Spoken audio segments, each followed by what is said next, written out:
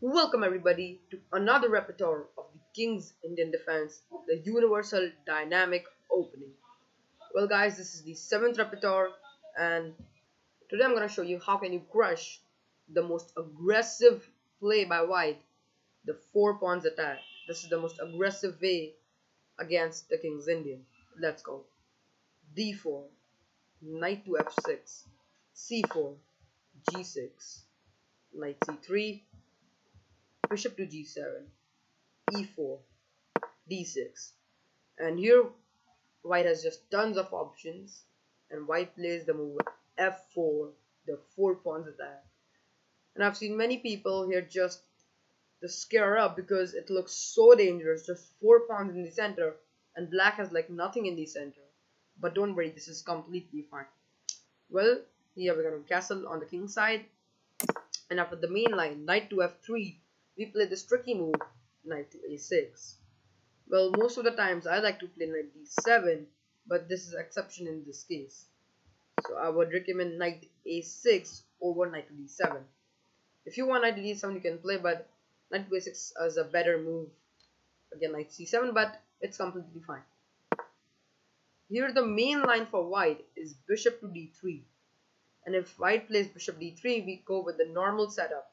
We bring back the knight, go f5 and e5, and again go with the kingside attack. Well, the highestly played move in this position is surprisingly not bishop d3 but bishop e2, because white doesn't want to go in the main line and he goes for a side. This is not really a sideline, because what many players think that like the orthodox variation, white bishop goes on e2, so they are bringing the bishop on e2. So if white plays bishop e2, you're gonna play e5. This is a very strong move and the most important move in the 4 pawns attack. After f takes e5 and d takes e5, if white takes the pawn, then it is black who is playing this game for the advantage, because after queen takes d1 and bishop takes d1, we play this move knight to d7. And now this e5 pawn is just undefendable, and you can see black has the advantage. So guys, in this position the main move goes with d5, and here we play this move knight to c5. So this was the whole idea of this move. We go a6 and reroute our knight on c5, and now we are attacking the e4 pawn. Well, if white plays the move bishop d3, then you are more than happy because you get the bishop pair. But most of the times bishop d3 is not played because white doesn't really want to give its bishop, and you see black is just equalized in the opening, and this is a very good game for black. So in this position, if white plays the move bishop g5, which is a very interesting option, then you can just go h6. h6 is a very strong reply and the game will continue. Well, the main move which I want to show you here, which is the highestly played move, the most popular move, is queen to c2, defending the e5 pawn, e4 pawn. Well, it's actually a misunderstanding for white because this pawn is just undefendable. White can't defend it because here we have the move knight takes e4. This move looks completely impossible, but it's just possible. Well, if white plays any move except taking the knight with his knight, then we are just pawn up. After knight takes e4, the whole idea comes now with the move bishop to f5. So now the knight is pinned. If knight moves, the queen's gone. And this knight is attacked by 2 pieces, so this knight has to be defended. Well, there are again 3 options for white, which are first defending the knight with own knight, so like this you can defend. The other option is bishop d3, and the last option is bishop g5. We're going to cover all of the options. Amongst them, the worst move is knight to d2. So if opponent plays knight d2 or knight g5, doesn't matter. Well, you're gonna just take this knight with your own knight, and after knight takes e4, you have this move queen to h4 check, and after something like g3, you can just take the knight with your bishop, and after g takes h4, just take the queen. And after the whole transaction, you can see that black is completely crushing this position.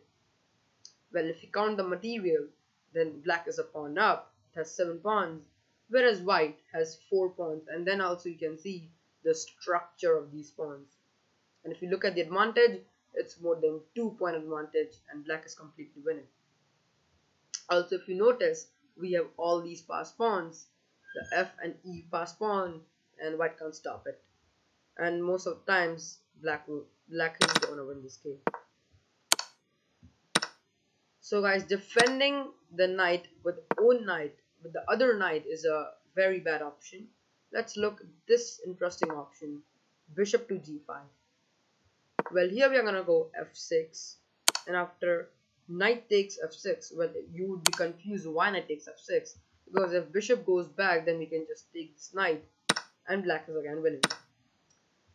And if you eventually see, there are 2 pieces hanging at this moment, so there's only one option, knight takes f6, which gives a check. And after bishop takes f6, bishop takes f6, it looks that we can take the queen, but they're also attacking our queen. I would usually recommend that take their bishop, and now they would have to move the queen. So in this position, somehow the material is equal, so the position is balanced. But if we see the advantage, it's more than 1 point advantage. Well, in the database, only one game continues with the move queen to c3, and here we have this amazing move, queen to b6. And now white cannot castle on king's side, because if white tries to castle, then after knight to e4, the game is over, because the queen's hanging and the king is on check, and this position is just undefendable. But there would be one question in your mind, that white can't castle on queen side. Well, it can, but it is not really useful, because this bishop is just amazing and just blocks the white's king, and he escapes, and we can just start attacking on the queen side again. Black again has the advantage, it's more than 1 point advantage, and black is completely dominating this game. Well, now the question arises that white can't take this pawn. Well, let's see why. After knight takes c5, here we go rook to e8, and if we look at the advantage, it is tremendous. It is more than 5 point advantage, and black is completely winning this game.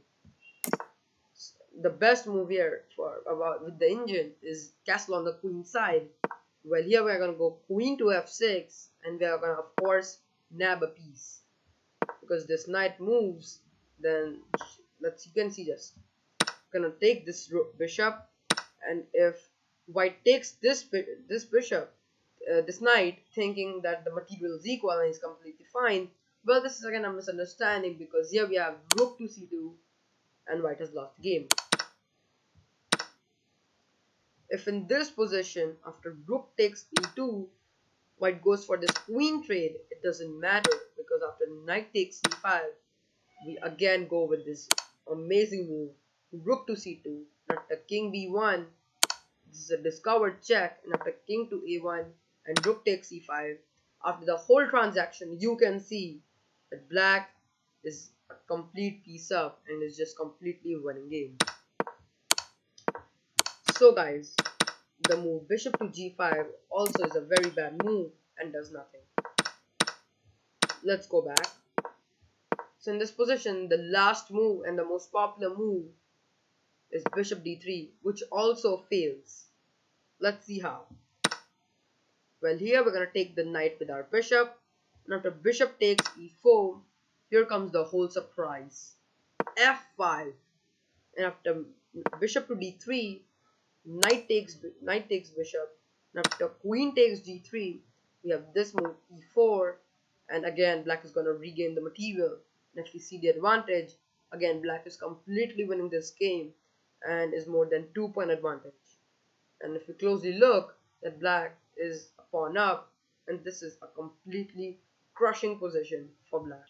Well, if in this position white tries this interesting move, bishop takes f5, then we can just take this bishop with the rook, and after the whole transaction again, black is emerging with the advantage. So guys, this was a secret way to crush the 4 pawns attack, which is the most aggressive way and the this is the variation which scares most of the Kings Indian defense players. Well, now I'm sure if anyone plays the four pawn attack, you can just crush them with this amazing crap. Well, guys, that's all for today. I'll meet you in the next video. If you haven't subscribed my channel yet, then subscribe right now and stay tuned for more awesome videos. Keep watching and crush.